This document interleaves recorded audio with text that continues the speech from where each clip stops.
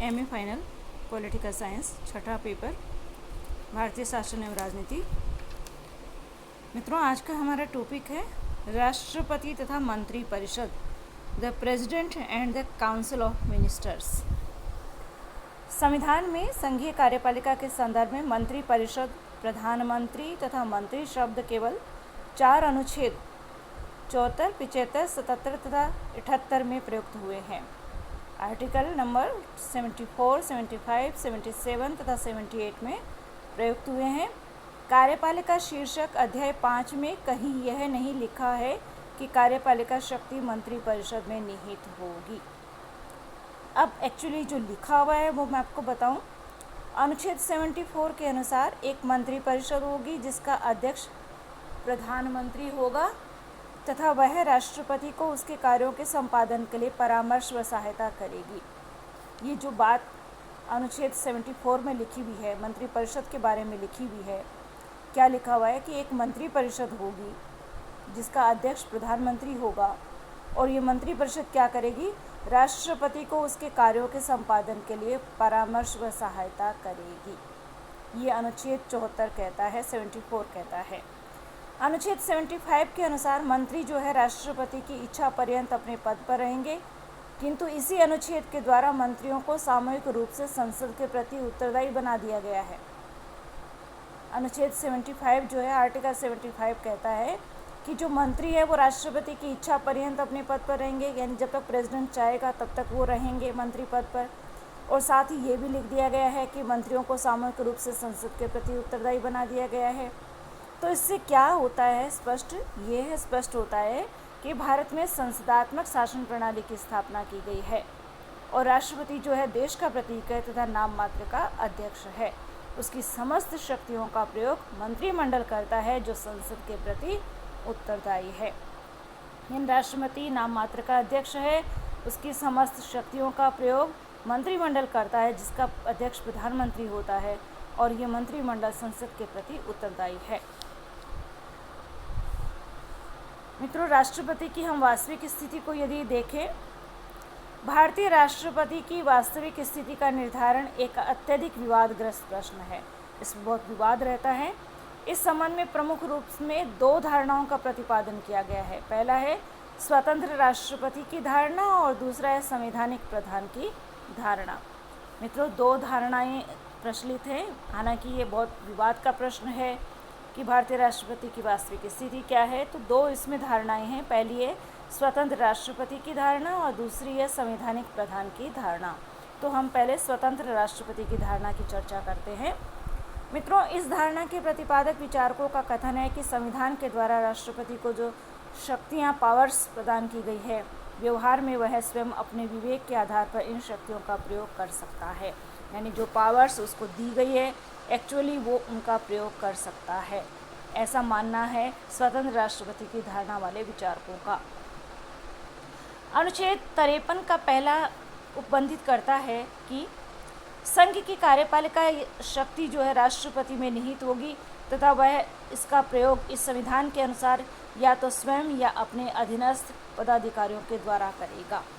ये जो वर्डिंग है, ये जो शब्द है, ये अनुच्छेद 53 के हैं। आर्टिकल 53 का पहला पैराग्राफ ये कहता है, उपबंधित कर रहा है कि संघ की कार्यपालिका शक्ति राष्ट्रपति में निहित होगी और वह इसका प्रयोग संविधान के अनुसार या तो स्वयं या अपने अधीनस्थ पदाधिकारियों के द्वारा करेगा। तो इसमें साथ में जो लाइन जुड़ी हुई है, अपने अधीनस्थ पदाधिकारियों का द्वारा करेगा, ये अभिप्राय ऐसा माना जाता है मंत्रिमंडल की तरफ है।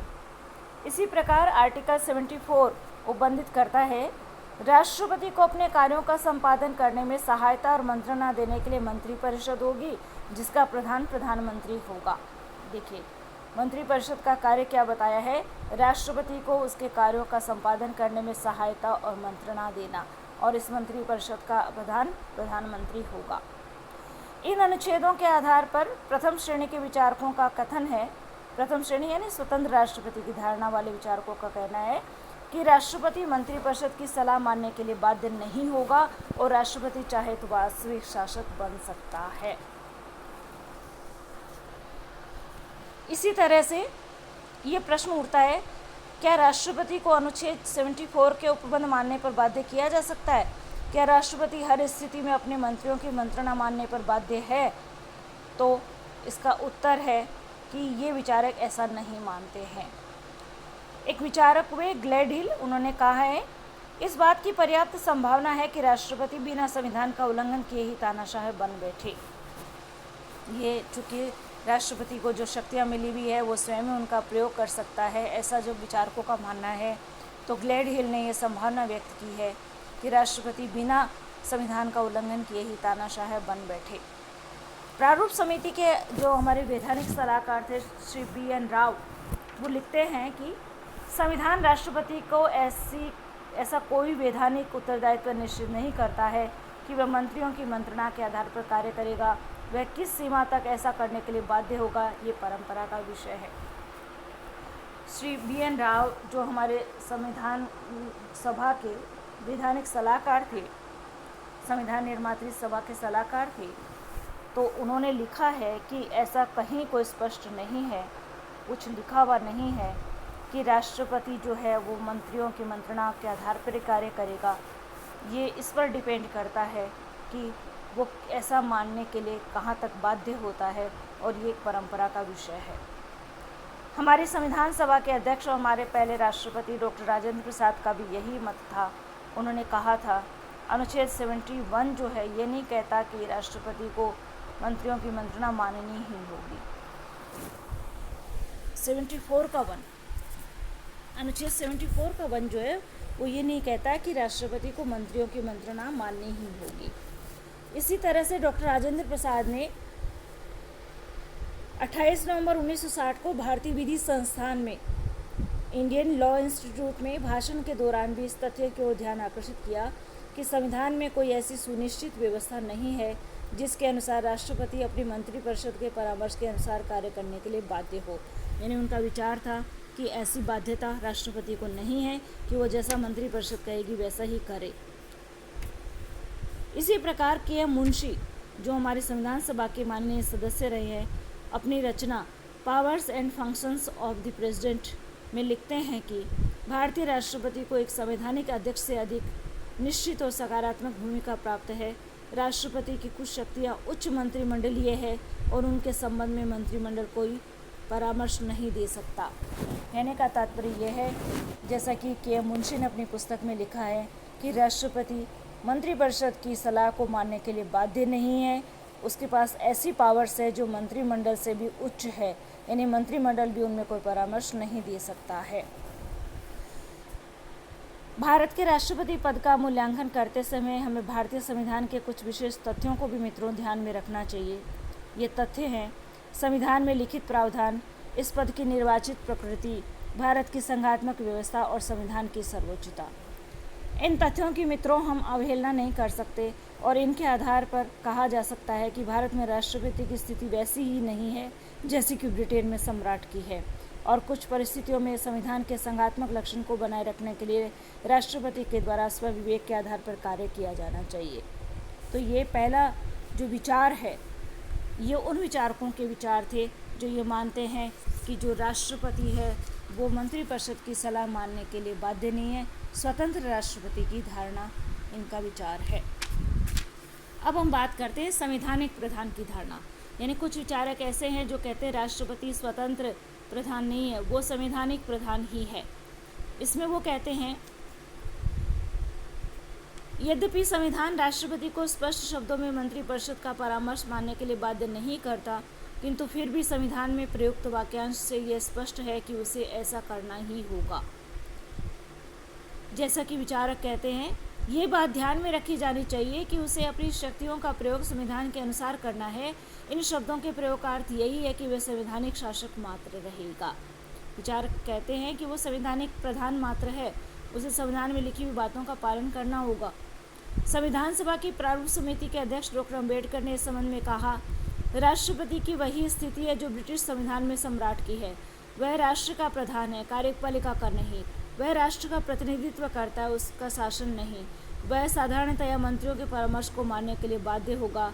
वह न उनके परामर्श के विरुद्ध कुछ कर सकता है, न उनके परामर्श के बिना ही। डॉक्टर अम्बेडकर ने बहुत स्पष्ट बात कही है वो कहते हैं कि वो राष्ट्रपति जो है उसकी स्थिति, भारतीय राष्ट्रपति की स्थिति ब्रिटिश सम्राट के समान है। वह राष्ट्र का प्रधान है, कार्यपालिका का प्रधान नहीं है। वह राष्ट्र का प्रतिनिधित्व करता है, उसका शासन नहीं करता, और वह मंत्रियों के परामर्श को मानने के लिए बाध्य होगा। न वह उनके परामर्श के विरुद्ध कुछ कर सकता है, न उनके परामर्श के बिना ही। इसी तरह से पंडित नेहरू ने भी कहा, इस सरकार की इस मंत्रिमंडलीय विशेषता पर बल देना चाहते हैं कि वास्तविक शक्ति मंत्रिमंडल और व्यवस्थापिका में निहित है, न कि राष्ट्रपति में। हमने अपने राष्ट्रपति को वास्तविक शक्ति नहीं दी है, वरन हमने उनके पद को गौरव और प्रतिष्ठा से विभूषित किया है। बहुत स्पष्ट शब्दों में कहा गया है कि राष्ट्रपति का पद गौरव और प्रतिष्ठा का है, वास्तविक शक्ति तो मंत्रिमंडल और व्यवस्थापिका में निहित है।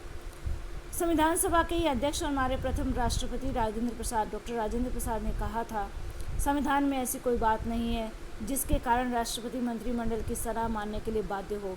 फिर भी यह आशा की जाती है कि जैसे इंग्लैंड का राजा हमेशा अपने मंत्रियों की सलाह को मानता है, वैसे ही प्रथा इस देश में उत्पन्न हो जाएगी और राष्ट्रपति सब कार्यों में केवल संवैधानिक शासक होगा।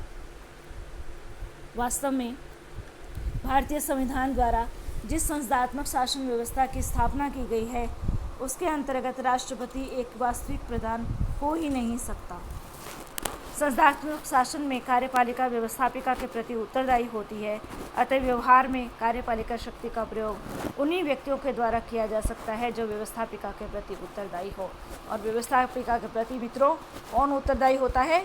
मंत्रिमंडल उत्तरदायी होता है, राष्ट्रपति उत्तरदायी नहीं होता है। अतः स्वाभाविक रूप से शासन की शक्तियों का प्रयोग कैबिनेट द्वारा ही किया जा सकता है, यानी मंत्रिमंडल द्वारा ही किया जा सकता है, और राष्ट्रपति केवल एक औपचारिक प्रधान होता है।